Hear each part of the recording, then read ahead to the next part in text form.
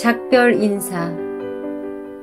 월요일 아침 찰리 슬론과 길버트와 앤셜리는 에이번리를 떠났다. 앤은 날씨가 맑으면 좋겠다고 생각했다. 다이애나가 앤을 기차역까지 데려다줄 예정이었다. 당분간은 이게 다이애나와 함께하는 마지막 드라이브가 될 터였다. 하지만 일요일 밤 앤이 잠자리에 들 때 동쪽에서 불어온 바람은 초록 지붕집 주위에서 음산한 울음소리를 내고 있었다. 아무래도 좋지 못한 예감이 들었다. 그 예감은 다음날 현실이 되었다. 잠에서 깨어난 앤은 빗방울이 방 창문에 후두둑 소리를 내며 떨어지고 연못의 회색 표면에 온통 둥근 파문을 그리는 걸 볼 수 있었다. 언덕과 바다는 안개에 가려져 보이지 않았다. 온 세상이 어두침침하고 음울해 보였다. 생기 없는 칙칙한 새벽녘에 일어나 앤은 옷을 차려입었다. 한국까지 가는 기차를 타려면 일찍 일어나야만 했기 때문이었다. 자기도 모르게 눈에 눈물이 차오르는 것을 앤은 억지로 눌렀다. 그러니까 앤은 이제 그토록 소중한 집을 떠나게 된 것이었다. 앤 마음속에서는 무언가가 난 이 집을 영원히 떠나는 거나 마찬가지야. 방학 때 잠시 오는 것을 제외하고는 말이야. 라고 말하고 있었다. 모든 게 달라질 것만 같았다. 방학 동안 잠깐 오는 건 여기서 사는 것과 다를 것이다. 아, 모든 것이 얼마나 정겹고 사랑스러웠는가. 어린 시절의 소중한 꿈으로 가득한 흰방. 오래전부터 창가 자리에 서 있는 나무, 눈의 여왕. 골짜기에 흐르는 시냇물. 요정의 샘, 유령의 숲, 연인의 오솔길. 셀 수 없이 많은 장소에 옛날 추억들이 담겨 있었다. 이곳을 떠나 다른 곳에서 행복을 느낄 수 있는 걸까? 그날 초록 지붕집의 아침 식사는 슬픈 분위기였다. 음식을 도저히 먹을 수 없었던 건 데이비드의 인생에서 아마 그날이 처음이었을 것이다. 데이비드는 부끄러움도 없이 오트밀 그릇 위에서 엉엉 울었다. 다들 입맛이 없는 것 같았다. 도라는 제외였다. 도라는 자기 몫을 느긋하게 다 먹었다. 도라는 무슨 일이 일어나도 결코 요동하지 않는 세상에 몇 안 되는 운 좋은 사람들 중에 한 명이었다. 마치 미쳐버린 연인이 죽어서 실려나가고 있을 때 태연하게 빵에 버터를 바르던 어느 책 속 여자 주인공처럼 말이다. 8살밖에 되지 않았지만 도라의 평온함은 좀처럼 흐트러지는 일이 없었다.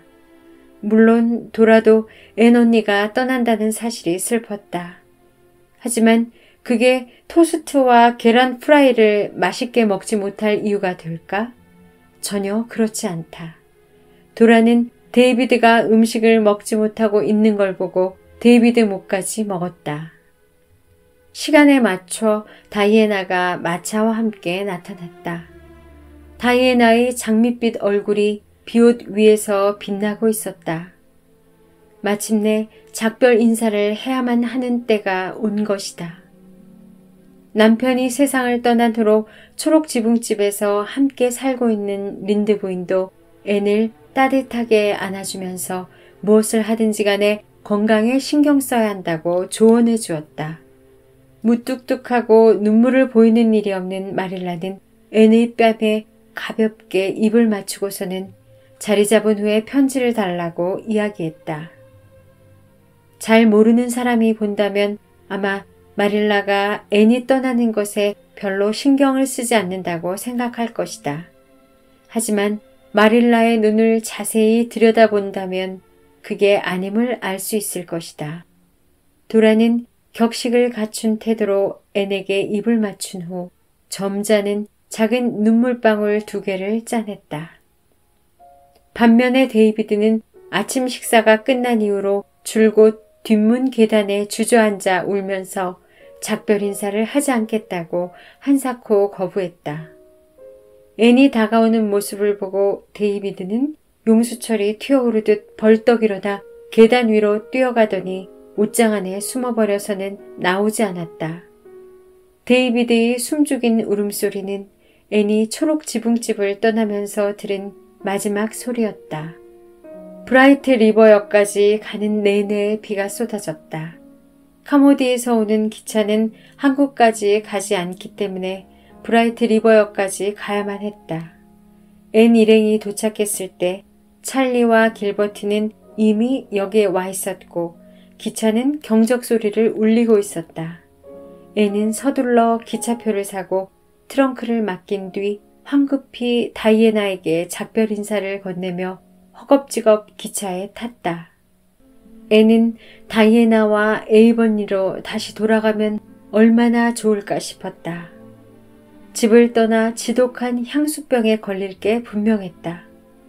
하다못해 쏟아지는 비라도 멎어주면 좋을 텐데 싶었다. 마치 온 세상이 여름이 끝나고 기쁨과 작별했다는 사실에 울고 있는 듯 비가 퍼붓고 있었다. 길버트의 존재도 앤에게 위안이 되지 못했다. 찰리 슬론이 곁에 있었기 때문이었다. 슬론 집안 사람과 함께 있는 것이 괴롭지 않은 순간은 날씨가 좋을 때뿐이었다. 비가 내리는 우중충한 날에는 견딜 수가 없었다. 하지만 증기선이 샬롯타운 항구를 떠날 무렵부터 상황이 좋아지기 시작했다. 비는 그쳤고 해는 구름 사이로 금빛 햇살을 내리쬐어 잿빛이었던 바다를 청동색으로 반짝이게 했다. 섬의 붉은 해안가를 두르고 있던 안개도 햇살을 받아 금빛으로 빛나며 오늘 하루가 맑으리라고 예고했다. 게다가 찰리 슬로는 뱃멀미를 하는 바람에 선실로 내려가야 해서 갑판 위에는 앤과 길버트만 남았다. 앤은 무자비하게도 이렇게 생각했다. 슬론 집안 사람들은 배에 타기만 하면 뱃멀미를 하는 모양인데 참 다행이야. 찰리가 옆에 서서 덩달아 감상적인 척 하고 있으면 고향 땅에 작별 인사를 건네기도 힘들 거야. 이제 떠나는구나. 길버트가 전혀 감상적이지 않게 말했다. 그래, 난 바이런이 쓴 시에 나오는 배를 타고 방랑하는 차일드 헤럴드가 된 기분이야. 차일드 헤럴드는 고향 바닷가를 떠났지만 나는 고향을 떠나는 게 아니라는 점이 다르지만 말이지. 앤이 회색 눈을 열심히 깜빡이며 말했다. 노바스코샤가 내 고향이야. 하지만 그 시에 나오는 고향 바닷가는 자신이 가장 사랑하는 곳을 말하는 걸 거야. 그러니까 정겨운 프린스 에드워드 섬이 나한테는 고향 바닷가라고 할 수 있지. 내가 프린스 에드워드 섬에서 평생 산 게 아니라는 사실이 안 믿겨져. 여기 오기 전 11년 동안은 악몽 같았어. 이 배를 타고 프린스 에드워드 섬에 온 지 7년이 지났어. 호프타운에서 스펜서 부인이 날 여기로 데려온 저녁부터 말이야. 흉측하고 낡은 모직옷을 입고 빛바랜 선원 모자를 쓴 채로 호기심에 차서 가판이랑 객실을 여기저기 탐험하던 내 모습이 생생하게 떠올라. 아주 아름다운 저녁이었어. 그리고 프린스 에드워드 섬의 빨간색이 햇살 밑에서 얼마나 빛났던지 그 뱃길을 지금 다시 건너고 있는 거야. 아, 길버트. 내가 레드먼드 대학교와 킹즈포트시를 좋아하게 되면 좋겠는데 그렇게 되지 않을 것만 같아. 앤의 긍정적인 인생 철학이 다 어디로 간 거야? 내 인생 철학은 외로움과 향수병의 거대한 파도 밑에 잠겨버렸어. 3년 동안 레드먼드 대학에 가기를 꿈꿨어. 지금 진짜로 가고 있는데 안 가고 싶어져. 하지만 너무 걱정하지 마. 한번 실컷 울고 나면 다시 명랑해지고 내 인생 철학도 되찾을 거야. 아무래도 한번 울어야겠어. 하지만 오늘 밤 하숙집에서 잠자리에 들기 전까지는 우는 걸 미뤄둘 테야. 그 하숙집이 어떤 곳인지 아직 모르지만 실컷 울 수 있겠지. 울고 나면 평소의 앤으로 돌아올 거야. 데이비는 이제 옷장에서 나왔을까? 기차가 킹즈포트에 도착한 것은 밤 9시였다. 세 사람은 파르스름한 전등이 켜있고 사람들이 북적대는 역에 내렸다. 앤은 몹시 어리둥절하고 정신이 없었다. 하지만 잠시 후 프리실러 그랜트가 앤을 붙잡았다. 프리실러는 지난 토요일에 먼저 킹즈포트에 와 있었다. 앤! 드디어 왔구나. 피곤하겠다. 나도 토요일 밤에 여기 왔을 때 아주 피곤했거든. 피곤하겠다고? 그래. 피곤하고 꼭 아무것도 모르는 어리버리한 10살짜리 꼬마가 된 기분이야. 불쌍하고 풀이 죽은 친구를 가엾게 여겨서 어딘가 생각을 정리할 수 있는 곳으로 데려다 줄래? 우리 하숙집으로 곧바로 데려다 줄게. 마차가 역 밖에 기다리고 있어. 프리시가 여기 있어서 천만 다행이야. 프리시가 없었으면 난 지금쯤 여기 내 여행 가방 위에 주저앉아서 엉엉 울고 있었을 거야. 낯선 사람들로 가득한 곳에서 정겨운 얼굴을 발견하는 게 얼마나 위안이 되는지 몰라. 앤, 저기 있는 사람이 길버트 블라이스 아니야? 1년 동안 어른이 되었네? 내가 카모디 학교에서 가르칠 때는 어린아이 같았거든. 저쪽에 있는 사람은 물론 찰리 스론이겠지. 아, 찰리는 전혀 안 변했다. 변할 리가 없지. 아마 찰리는 태어날 때도 저 모습이었을 거고 80살이 되어도 똑같을 거야. 이쪽이야, 앤. 20분만 있으면 집에 도착할 거야. 집이라고? 앤이 괴로운 듯 말했다. 집이라는 건 무시무시한 하숙집이라는 뜻이겠지? 아, 그 안에 있는 아주 작은 단칸방에서 우린 지내게 되겠지? 창밖에는 우중충한 뒷마당이 보이는 방에서 말이야. 무시무시한 하숙집은 아니야, 앤. 자, 이 마차야. 여기 타. 마부가 트렁크를 갖다 줄 거야. 참, 하숙집 얘기 중이었지? 하숙집 치고는 굉장히 좋은 데야. 오늘 푹 자고 일어나서 내일 아침 기분이 좋아지고 나면 너도 그렇게 생각할 거야. 커다란 옛날식 회색 벽돌집이고 세인트 존 거리에 있어. 레드먼드 대학교까지는 즐겁게 산책할 만한 거리야. 세인트 존 거리는 원래 아주 부자들이 살던 동네였어. 이젠 다 지나간 옛날 일이지만. 집이 하도 크다 보니까 남아도는 방이 너무 많은 거야. 그래서 집주인들이 하숙집을 하기 시작했대. 우리 집주인 아주머니들이 틈만 나면 그렇게 말하더라고. 우리 머릿속에 각인시켜주려는 모양이야. 다들 좋은 분이셔. 집주인 아주머니들 말이야. 집주인이 몇 명이나 되는데? 둘이야. 해너 하비와 에이더 하비. 둘 다 결혼을 안 하셨어. 50년 전에 쌍둥이로 태어났대. 나는 쌍둥이야 뗄래야 뗄 수 없는 인연인가 보다. 어딜 가든지 쌍둥이들이 기다리고 있어. 앤이 미소 지었다. 이제는 쌍둥이라고 보기는 어려워. 그분들은 30살이 넘은 다음부터는 쌍둥이라고 도저히 볼 수 없게 되었거든. 해너 아주머니는 늙으셔서 별로 우아하지 않으셔. 에이더 아주머니는 30살 때랑 똑같으시지만 우아하지 않으신 건 마찬가지야.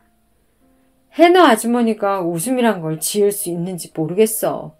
웃는 모습을 한 번도 본 적이 없거든. 반대로 에이드 아주머니는 하루 종일 웃고 계셔. 근데 그게 더 이상한 것 같아. 하지만 그래도 두 분 다 착하고 친절하신 분들이야. 매해마다 하숙생을 2명씩 받으신대. 해너 아주머니 경제관념은 방이 쓰이지 않고 남아도는 걸 견딜 수 없어 하거든. 꼭 하숙생을 들여야 할 필요가 있는 건 아니라고 에이드 아주머니가 토요일 밤부터 7번이나 말해주셨어. 너희 생각대로 방이 작고 내 방 창문 쪽으론 뒷마당이 보이긴 해. 너의 방은 앞쪽에 있어서 창밖으로 길 바로 건너편에 있는 올드 세인트 존 묘지가 보여. 너무 소름 끼치는 얘기야. 차라리 뒷마당이 보이는 게 나을 것 같아. 앤이 몸을 떨며 말했다. 아유, 아니야. 너도 보면 생각이 달라질 거야. 올드 세인트 존 묘지는 아주 멋진 곳이야. 옛날에는 묘지였지만 이제는 킹즈포트의 관광 명소가 되었어. 난 어제 기분 전환하느라 거기로 산책도 다녀왔어. 묘지 주위로는 높은 돌담이 있고 커다란 나무들이 빙 둘러져 있어. 묘지 안에는 가로수가 줄지어 있고 아주 색다르고 고풍스러운 묘비들의 신기한 묘비명들이 써져 있어. 너도 가서 보면 분명 읽어보고 싶어질 거야. 물론 지금은 더 이상 죽은 사람들을 거기에 묻지 않아. 크림 전쟁에서 죽은 노바스코샤 병사들을 기념하기 위해서 몇 년 전에 아름다운 기념비를 세우긴 했지만 말이야. 기념비는 묘지 정문 바로 앞에 있어. 내가 전부터 말하던 상상력을 발휘할 여지가 있단 말이야. 드디어 트렁크가 왔구나. 남자애들이 인사하려고 오고 있네. 나 꼭 찰리 솔론이랑 악수해야 할까? 찰리 손은 항상 너무 차갑고 꼭 생선을 만지는 기분이 들어. 가끔씩 우리 하숙집에 길버트랑 찰리를 초대하자. 일주일에 이틀 저녁은 젊은 신사들을 초대해도 괜찮다고 해너 아주머니가 진지하게 말씀하셨거든. 손님들이 적당한 시간에 물러가기만 한다면 괜찮다면서 말이야. 그리고 에이드 아주머니는 웃으면서 방문객들이 예쁜 쿠션에 앉지 않게 해달라고 하셨어. 그래서 난 그러겠다고 약속했지. 하지만 쿠션에 안 앉으면 대체 어디 앉아야 하는 거야? 마룻바닥에 앉지 않는 이상 말이야. 어디에나 쿠션이 놓여있거든. 에이드 아주머니는 피아노 위에까지 화려한 스펀지 케이크 같은 쿠션을 놓으셨어. 이쯤 되자 앤도 웃고 있었다. 프리실라의 명랑한 수다는 프리실라의 의도대로 앤의 기분을 북돋아 주었다. 덕분에 향수병은 느껴지지 않았고 앤이 작은 침실에 혼자 남겨진 후에도 향수병은 전처럼 힘을 발휘하지 못했다. 앤은 창문으로 가서 밖을 내다보았다. 거리는 어둑하고 고요했고 거리 저편에는 올드 세인트 묘지의 나무들 위 커다랗고 검은 사자상의 머리 위로 달이 빛나고 있었다. 초록 지붕집을 떠난 것이 바로 오늘 아침이었다는 사실이 믿어지지 않았다. 하루 동안 긴 여행을 하며 많은 변화를 겪은 덕분에 마치 오랜 시간이 지난 것처럼 느껴졌다. 저 달이 초록 지붕집도 내려다보고 있겠지? 앤이 생각에 잠겨 혼잣말을 했다. 하지만 지금은 초록 지붕집 생각은 하지 말아야겠어. 향수병에 걸릴 테니까. 실컷 우는 것도 안 할 거야.